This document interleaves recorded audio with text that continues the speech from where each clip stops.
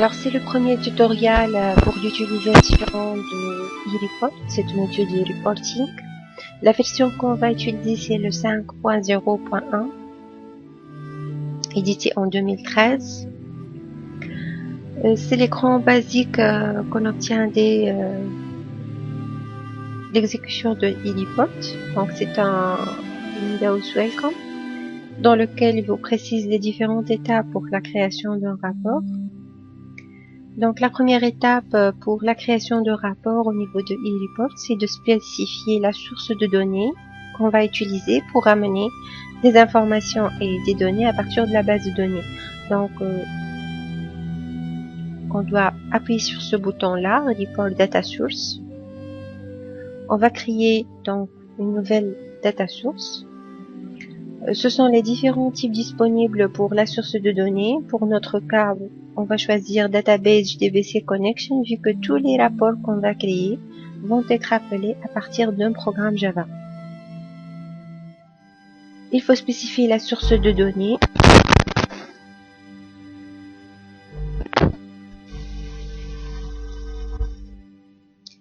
Choisissez le driver relatif à l'SGBD que vous utilisez pour créer votre base de données. Dans notre cas, donc on va utiliser une simple base de données Access. Donc il faut choisir un bridge JDBC ODBC.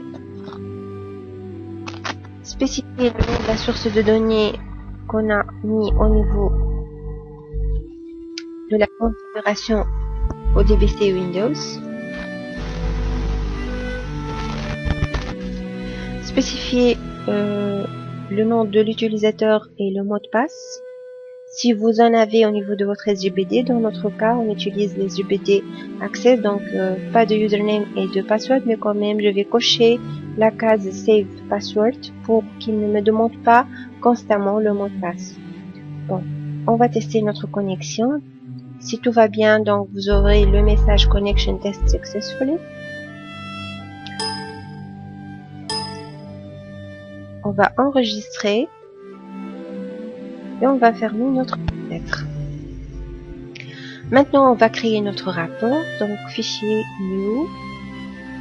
Donc, on va choisir un rapport.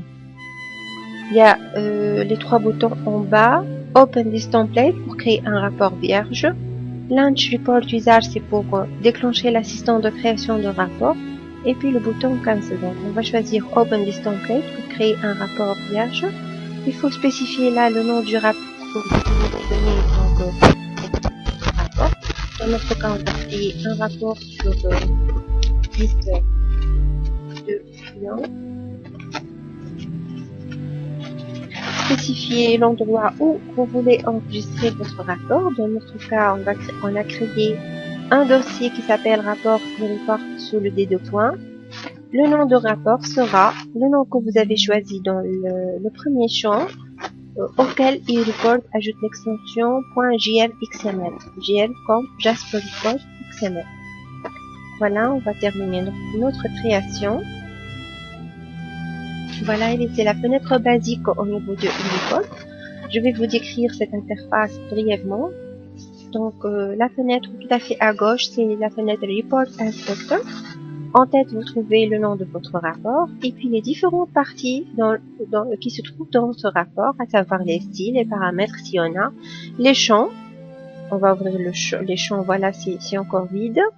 Les variables, donc on a certainement besoin d'utiliser des variables. Et puis les différentes sections de notre rapport. Bon, les sections ici, donc c'est l'aperçu pour votre rapport. Le design, c'est la conception.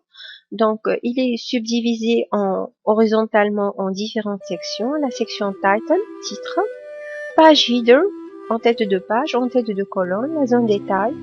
Et puis, de la même manière, il y a le pied de colonne, le pied de page et finalement, la zone summary. C'est pour la fenêtre centrale. Tout à fait à droite, vous allez trouver la palette qui contient donc un ensemble d'outils graphiques qu'on va utiliser dans ce tutoriel au fur et à mesure de l'avancement de ce cours. Et puis en bas, une fenêtre propriétés qui indique les propriétés de l'élément sélectionné, que ce soit dans la zone de Design ou dans la fenêtre Report Inspector.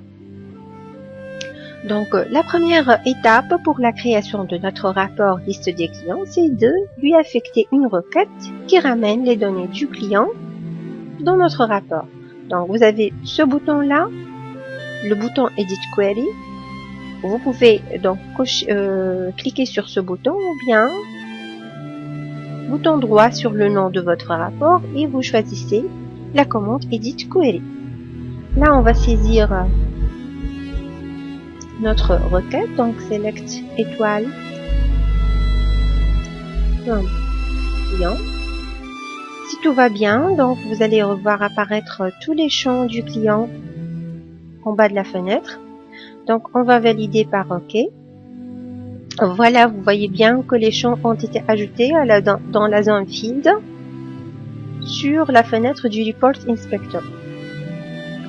Là, on va ramener les champs un par un dans la zone Détail.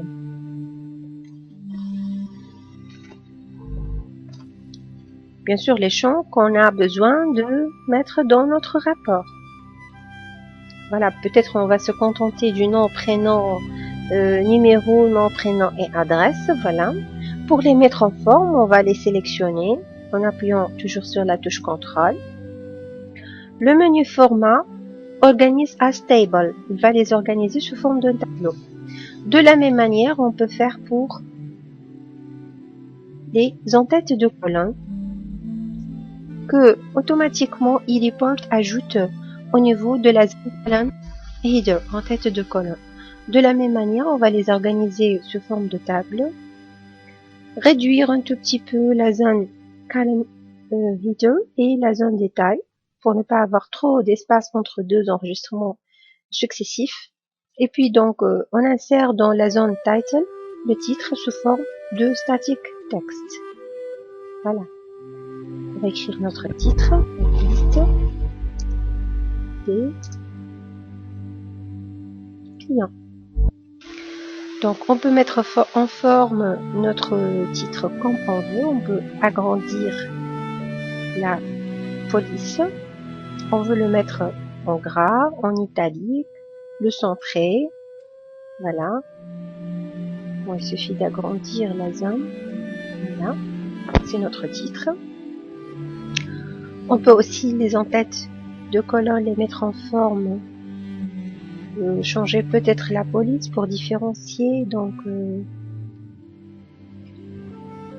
des détails. Agrandir un tout petit peu la police.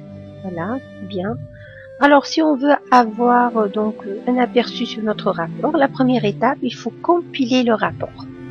Voilà, la compilation se fait avec ce bouton-là, Compile Report.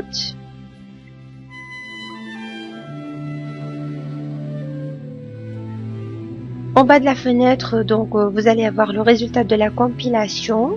S'il y a des erreurs, donc eReport va vous indiquer les erreurs et vous n'avez qu'à les corriger.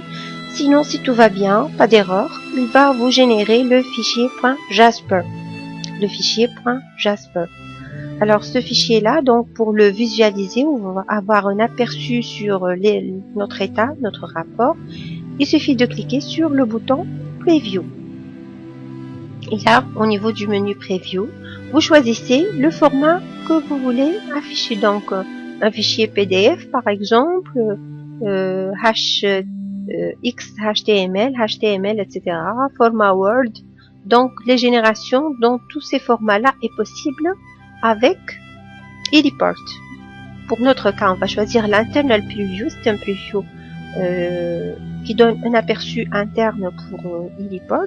Voilà. Voilà, c'est notre état créé, comme on l'a conçu. Hein. Peut-être on peut ajouter encore le numéro de page en bas.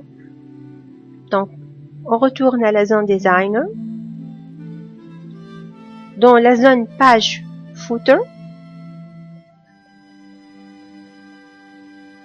on va ajouter Page Number. Voilà, Page Number, suivi ou précédé, pardon, du mot page, 2 points.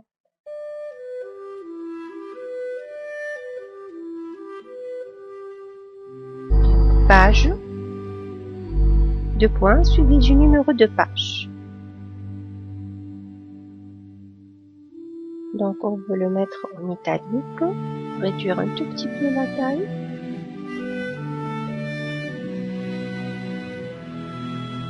Voilà.